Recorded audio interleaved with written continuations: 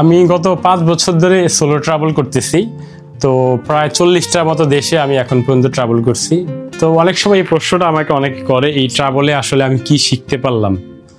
তো চলেন আজকের এই ভিডিওতে আপনাদেরকে বলবো আমি আসলে এতটুকু এই সংক্ষিপ্ত আমার এই ভ্রমণে আমি আসলে কি শিখতে পেরেছি।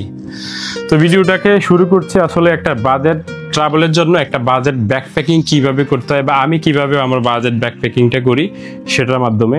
তো চলেন আপনাদেরকে দেখাই।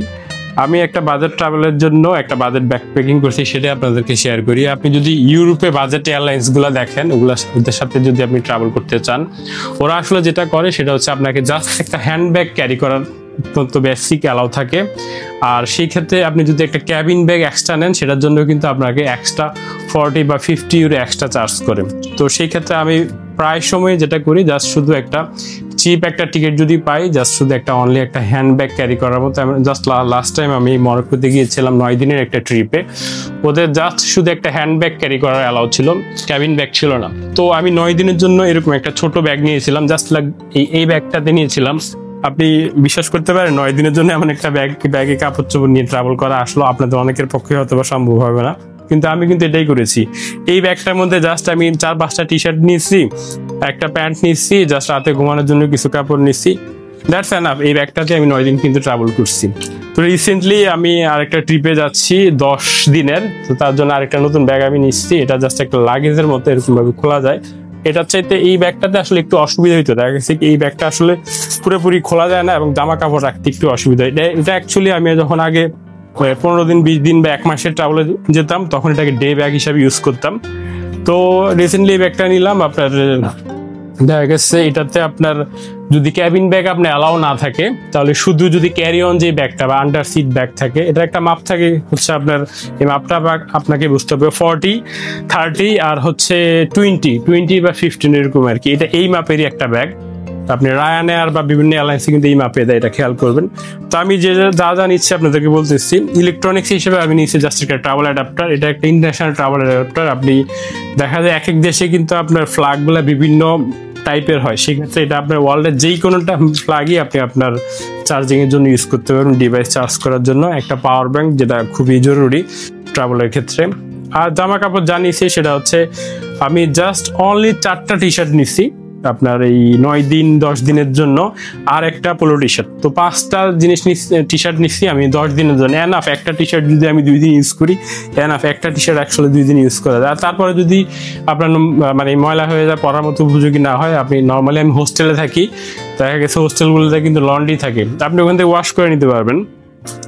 সেকেন্ড, রাতে ঘুমানোর জন্য নিচ্ছি হচ্ছে আপনার একটা শর্টস আর একটা গেঞ্জি যদি প্রচুর গরম থাকে, আর হচ্ছে নিচ্ছি হচ্ছে একটা পোলো আর একটা ট্রাউজার।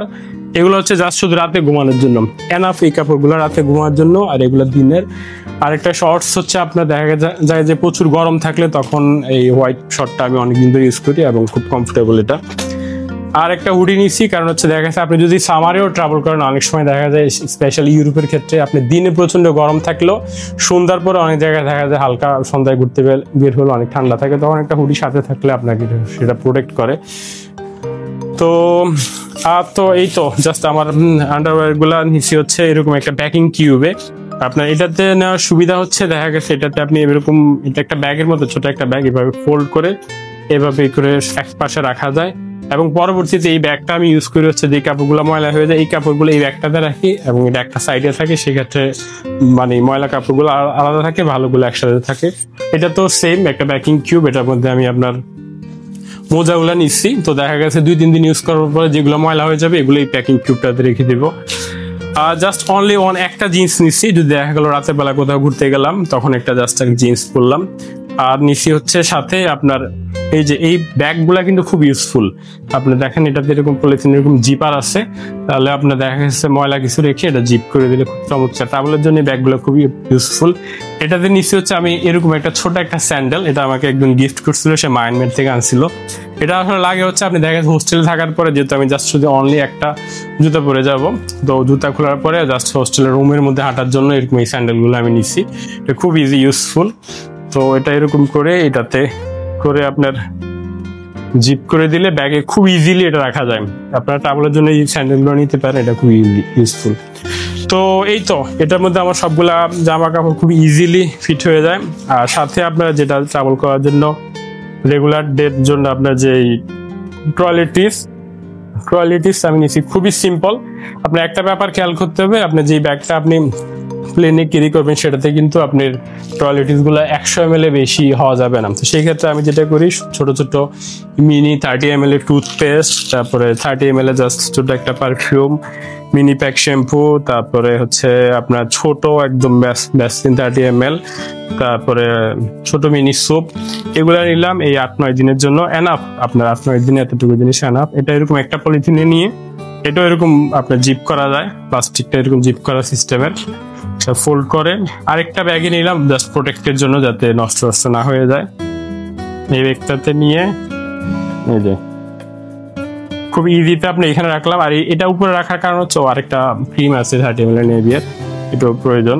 এই ব্যাগটাতে রাখলাম, এতে করে হলো কি জায়গা গেছে এয়ারপোর্টে গেলে খুব ইজিতে, যেমন সিকিউরিটি চেক ইনের সময় এখান থেকে ইজিতে বের করে চেক ইন করার পর আবার এখানে রেখে দিলাম, খুব সহজে করার জন্য আর কি। এটা উপরে রাখলাম। এই তো এটা হচ্ছে আমার বাজেট ব্যাকপ্যাকিং।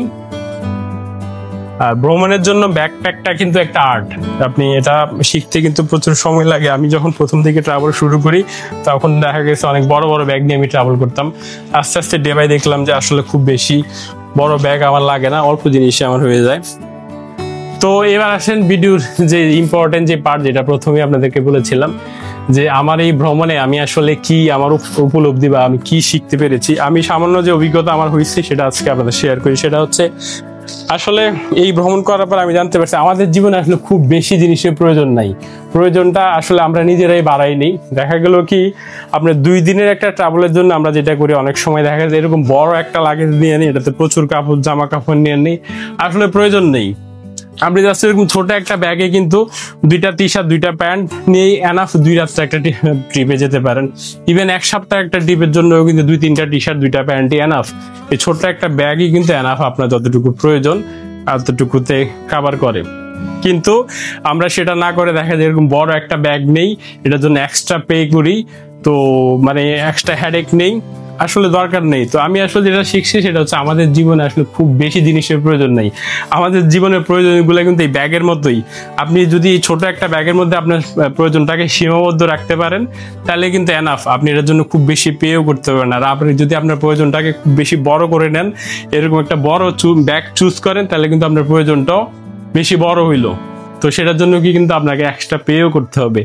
আর এটার উপরে কিন্তু আমাদের জীবনের সুখ শান্তিগুলো অনেক নির্ভর করে। আপনার প্রয়োজনটা যদি ছোট হয়, আমি মনে করি আমাদের জীবনটাও সুখী হবে।